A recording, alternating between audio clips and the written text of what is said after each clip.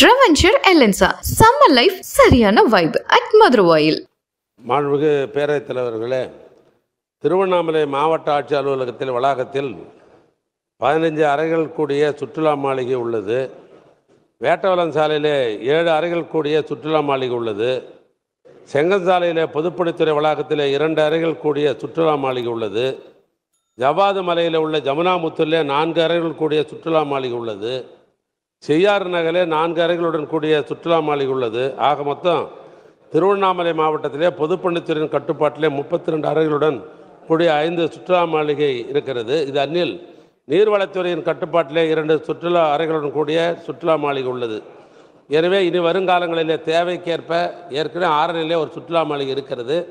தேவைக்கேற்ப சுற்றுலா மாளிகை கட்டுவது அரசு பரிசீலனை செய்யும்.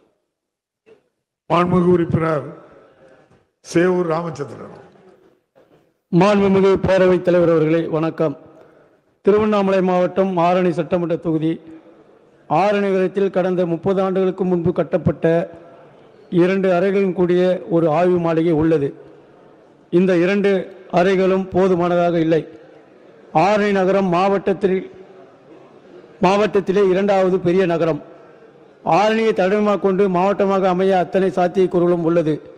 இந்நகரத்திற்கு ஆய்வு பணிக்காக அவ்வப்போது உயர்நீதிமன்ற நீதிபதிகளும் மாவட்ட உயர் அதிகாரிகளும் மற்றும் அரசியல் பிரமுகர்களும் வந்து தங்கி அரசு பணி மேற்கொள்ள மேலும் கூடுதலாக ஒரு 4 அறை கொண்ட நவீன வசதியுடன் கூடிய சுற்றுலா மாளிகை அமைக்க ஆவண செய்யுமாறு தங்கள் மூலமாக அமைச்சரவர்களை கேட்டுக்கொண்டு, மேலும் கடந்த 2021 நிதிநிலை அறிக்கையில் மாண்புமிகு அண்ணன் எடப்பாடியார் அவர்கள் அம்மாவின் அரசு இதற்காக நிதிநிலை அறிக்கையிலே ₹2 கோடி ஒதுக்கீடு செய்து அறிவிக்கப்பட்டது என்பதை அமைச்சருக்கு கவனத்தில் எடுத்துச் சொல்கிறேன். மாண்புமிகு அமைச்சர். மாண்புமிகு பேரவைத் தலைவர்களே, சென்ற ஆட்சியில் ₹2 கோடி பணம் ஒதுக்கியதாக நம்முடைய மாண்புமிகு உறுப்பினர்கள் குறிப்பிடுகிறார்கள். ஆட்சி பொறுப்பேற்ற உடனேயே ஏற்கனவே நிலுவைப் பணிகள்லாம் எதெல்லாம் இருக்கிறது என்று துறையின் சார்பாக நான் ஆய்வுக் கூட்டத்தை நடத்தினேன். அப்போ எதெல்லாம் நிலுவையில் இருந்து அந்த பணிகள்லாம் எடுத்து நாங்கள் தொடர்ந்து செய்து கொண்டிருக்கிறோம். அந்த ஆட்சி அறிவிக்கப்பட்டது என்பதாக எதையும் நாங்கள் நிறுத்தவில்லை. அந்த பட்டியலில் ஆரணி இல்லை. இருந்தாலும் நம்முடைய சட்டமன்ற உறுப்பினர் வலியுறுத்துகின்ற வகையிலும் சரி, ஆரணிக்கு நானும் வேண்டப்பட்டவன் என்கிற முறையில் என்னுடைய மாவட்டத்தில் இருக்கிற ஒரு தலைநகர் என்பதை நானும் அறிவேன். ஆனால் அடுத்த நிதியாண்டிலே முதலமைச்சருடைய அனுமதியோடு அந்த சுற்றுலா மாலை கட்டுவதற்கு இந்த அரசு முயற்சி செய்யும். மாண்புமிகு உறுப்பினர் சேவூர் ராமச்சந்திரன். மாண்புமிகு பேரவைத் தலைவர்கள் வணக்கம். மூலக்கேள்விக்கு சம்பந்தமில்லா என்றாலும் துறை சார்ந்த அமைச்சர் என்ற முறையில் ஆரணி கண்ணமங்கலம் சாலை கிலோமீட்டர் 0/0 முதல் 16/0 வரை ஏற்கனவே பாவுதளத்துடன் கூடிய 2 வழி சாலை அமைக்கப்பட்டு அதிக அளவில் போக்குவரத்து நடைபெற்று வருகிறது. இச்சாலை கண்ணமங்கலம் ஜங்ஷனிலிருந்து சேவூர் பைபாஸ் வரை 16 கிலோமீட்டர் சாலை.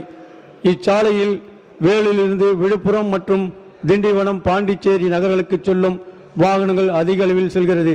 இதனால் போக்குவரத்து நெரிசல் அதிகம் ஏற்படுகிறது.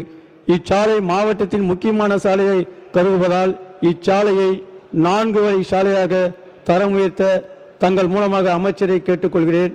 மேலும் தற்போது தமிழகம் எங்கும் மத்திய தடுப்பு சுவருடன் கூடிய சாலைகள் அதிக அளவில் அமைக்கப்பட்டு வருகிறது. இந்த தடுப்பு சுவரில் சம்பந்தப்பட்ட துறையே உயர்ந்த கம்பத்துடன் கூடிய LED விளக்கு அமைத்து பயன்பாட்டுக்கு விடப்பட்டு அதை சம்பந்தப்பட்ட நகராட்சி, பேரூராட்சி மற்றும் ஊராட்சிகளுக்கு ஒப்படைக்க அரசு பரிசீலிக்குமா என்று அறிய விரும்புகிறேன். மாண்புமிகு அமைச்சர் அவர்கள். மாண்புமிகு பேரவைத் தலைவர்களே, நம்முடைய சேவூர் ராமச்சந்திரன் அவர்கள் எதிர்க்கட்சி சட்டமன்ற உறுப்பினர் என்ற அடிப்படையில் அந்த தொகுதியை பொறுத்தளவுக்கு ஆட்சியின் சார்பாக எதையும் நாங்கள் புறக்கணிப்பதில்லை. அதுவும் நம்முடைய மாவட்டத்தை சார்ந்த தொகுதி அமைதியா இருக்கையில் அமருங்க. தொகுதி என்கிற காரணத்தினால் தயவுசெய்து கேள்வி நேரம் லைவா பேரிட்டு இருக்கு. எல்லாரும் அவங்க இருக்கையில் அமர்படி கேட்டுக்கொள்கிறேன். ஆரணி சட்டமன்ற தொகுதியை பொறுத்தளவுக்கு 337 கிலோமீட்டர் நீளம் உள்ள சாலைகளை நெடுஞ்சாலைத்துறை பராமரித்து கொண்டிருக்கிறது. கடந்த 4 ஆண்டுகளில் ₹72 கோடி மதிப்பீட்டில் 101 கிலோமீட்டர் நீளங்களை சாலைகளை நாம் மேம்படுத்தியிருக்கிறோம்.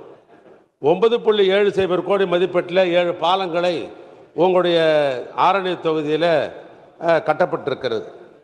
அதனில் 19.60 கோடி மதிப்பீட்டில் ஆற்காடு விழுப்புரம் சாலையில் கமண்டல நதியின் குறுக்கே ஒரு பாலம் கட்டி நடைபெற்று கொண்டிருக்கிறது.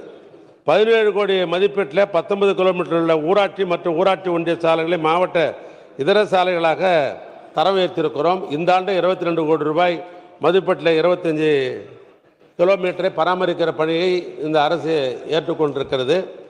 நம்முடைய சட்டமன்ற உறுப்பினர் கொடுப்பிருக்கிற ஆரணி கண்ணமங்கலம் சாலை என்பது ஒரு முக்கியமான சாலை என்பதை நானும் அறிவேன்.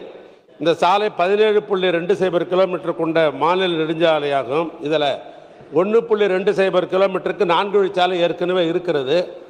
எனவே இந்த 16 கிலோமீட்டரையும் 10 மீட்டர் கொண்ட அகலமான சாலையை உருவாக்குவது என்று முடிவு செய்யப்பட்டு அவைகளை ஆய்வில் எடுத்துக்கொண்டிருக்கிறோம். செறிவு அடிப்படையில் எடுத்துக்கொண்டிருக்கிறேன். எனவே வரும் நிதியாண்டில் இந்த தடத்தை 4 வழிச்சாலையாக கட்டாயம் தரம் உயர்த்தப்படும். மாண்புமிகு உறுப்பினர் சிவகுமார், கேள்வி கேட்கவங்களும் சுருக்கமாக கேளுங்க. பதிலும் 10:30 நான் கேள்வி பதில் முடிக்கணும். மாண்புமிகு பேரவைத் தலைவர்களே, திருவண்ணாமலை மேல்மலையனூர் செல்வதற்கு அனைத்து விஐபிகள் செல்வதால் செஞ்சியில் பொதுப்பணித்துறை மூலமாக சுற்றுலா மலை அமைக்கப்படுமா? அமைச்சர் அந்த வழியாக தான் சென்னை செல்கிறார். ஆகவே செஞ்சியில் சுற்றுலா மலையை பொதுப்பணித்துறையாக அமைக்கப்படுமா என்பதை பேரவைத் தலைவராக அறிய விரும்புகிறேன். மாண்புமிகு அமைச்சர். மாண்புமிகு பேரவைத் தலைவர்களே, செஞ்சி என்பது எங்களுடைய பகுதியில் ஒரு புகழ்பெற்ற நகர். நாயக்க மன்னர்கள் எல்லாம் அங்கே தலைநகராக கொண்டு ஆண்டைய செஞ்சி கோட்டை இன்றைக்கு இருக்கிறது. ஒன்றிய அரசாங்கத்துடைய கட்டுப்பாட்டிலே அந்த செஞ்சி கோட்டை இன்றைக்கு பராமரிக்கப்படுகிறது. ஏற்கனவே நெடுஞ்சாலைத்துறையின் சார்பாக அங்கே 2 அறைகள் உள்ள ஒரு இன்ஸ்பெக்ஷன் பங்களா ஆய்வு மாளிகை இருக்கிறது. ஆனாலும் பொதுப்பணித்துறையின் சார்பாக அங்கே ஒரு சுற்றுலா மாளிகை கட்ட வேண்டும் என்ற அந்த அடிப்படையில் அந்த தொகுதியினுடைய சட்டமன்ற உறுப்பினர் செஞ்சி நம்முடைய மஸ்தான்ஜி அவர்கள் தொடர்ந்து வலியுறுத்தியிருக்கிறார்கள். அதற்கு உரிய ஆய்வை மேற்கொள்ள சொல்லியிருக்கிறேன் துறையின் சார்பாக. எனவே அங்கே 4 அறை உள்ள சாலை இது அறையை கட்டுவதா அல்லது 6 அறைகள் கொண்ட ஒரு சுற்றுலா மாளிகை கட்டுவதா என்ற அடிப்படையில் எங்கள் துறைக்கு நான் ஆணையிட்டிருக்கிறேன். அந்த திட்ட மதிப்பீடு வந்தவுடனேயே முதலமைச்சருடன் கலந்து பேசி அந்த கட்டாயத்தை உணர்ந்து அடுத்த நிதியாண்டிலே இதுக்கு முன்னேறியாக எடுத்துக்கொள்ளப்படும். மாண்புமிகு உறுப்பினர் கிரி. மாண்புமிகு உறுப்பினர் திருமதி வானதி சீனிவாசன். மாண்புமிகு பேரவைத் தலைவர் அவர்களே, சமீபத்தில் கோவையில் ஒரு உயர்மட்ட மேம்பாலம் ஒன்று திறந்து வைக்கப்பட்டது. அது தொடங்குகின்ற இடத்தில் உப்பிலிப்பாளையம் மேம்பாலம் என்பது ரொம்ப நீண்ட காலமாக விரிவாக்கப்படாமல் அது நேஷனல் ஹைவேஸோட கண்ட்ரோல் இருந்தால் கூட அதை நாம் ப்ரொபோசல் கொடுத்து அந்த இடத்த டீகன்ஜஸ்ட் பண்ண வேண்டி இருக்கு. மக்களுடைய நீண்ட நாள் கோரிக்கை. இப்போ போக்குவரத்து நெரிசல் மிக அதிகமாக இருக்கிறது. அதனால் அந்த இடத்தை சீரமைப்பதற்கு அது மறுவடிவம் எடுப்பதற்கு மாநில அரசு உதவி செய்ய வேண்டும் என தங்கள் வாயிலாக கேட்டுக்கொள்கிறேன். மாண்புமிகு அமைச்சர். மாண்புமிகு பேரவைத் தலைவர்களே, நம்முடைய சகோதரி சட்டமன்ற உறுப்பினர் சொல்வது என்பது அது முற்றிலும் அது ஏற்றுக்கொள்ள வேண்டிய ஒரு திட்டம்தான். நீண்ட நாட்களாக அந்த பாலம் திறக்கப்பட வேண்டும் என்று சட்டமன்ற உறுப்பினரும் சரி பொதுமக்களும் கேட்டுக்கொண்டிருக்க இரவு பகல் பாராமல் அந்த 10.20 உள்ள ஒரு பாலத்தை கட்டப்பட்டது. அதே போன்று அந்த ஊரில் இருக்கிற ஏன்னா தென்னகத்தினுடைய மான்செஸ்டர் என்று சொல்லப்பட்டிருக்கிற கோவை நகரம் ரொம்ப நாகரிகமான நகரம் அது. ஆனால் அங்கே இருக்கிறவர்களெல்லாம் தொழிலதிபர்கள் எல்லாம் ஒரு விஞ்ஞானியுடைய பெயரை வைக்க வேண்டும் என்று முதலமைச்சரிடத்தில் பல கோரிக்கைகள்லாம் வைத்தார்கள். அந்த அடிப்படையில் தான் முதலமைச்சர் அவர்கள் அந்த கோவை மண்ணை சார்ந்த விஞ்ஞானி GT நாயுடைய பெயரை அறிவித்து அது வைக்கப்பட்டது. அது திறப்பிழாவும் செய்த பொழுது கொங்குநாடு கட்சியினுடைய தலைவர் அவர்கள் அங்கேயே மேடையிலே கூட நன்றி சொன்னார். இப்படி ஒரு பெயரை நீங்கள் பொதுப்படியாக வச்சிருக்கிறீங்க, ஆனாலும் உங்களுக்கு நன்றி என்று அவங்க மேடையிலே கூட குறிப்பிட்டார்கள். அப்பொழுதே நம்முடைய சகோதரி சொன்னதை அங்கேயே சொன்னார்கள்.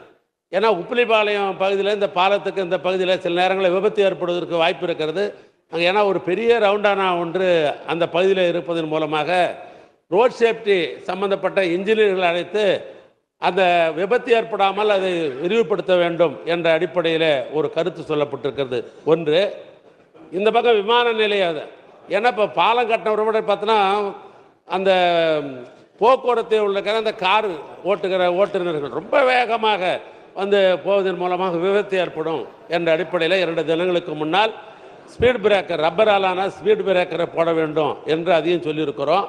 அதை தொடர்ந்து அங்கே அதாவது ஜங்ஷனுக்குரிய சிக்னல், போலீஸ் சிக்னல், அதையும் அங்கே பொருத்தப்பட வேண்டும் என்று சொல்லியிருக்கிறோம். நீங்கள் சொல்லுகிற கருத்தையும் இணைத்து இந்த திட்டத்தை விரிவுபடுத்துவோம். Traventure Elensa, Summer Life சரியான வைப் at மதுரவாயில். மின்னம்பலம்.com தமிழின் முதல் மொபைல் பத்திரிகை.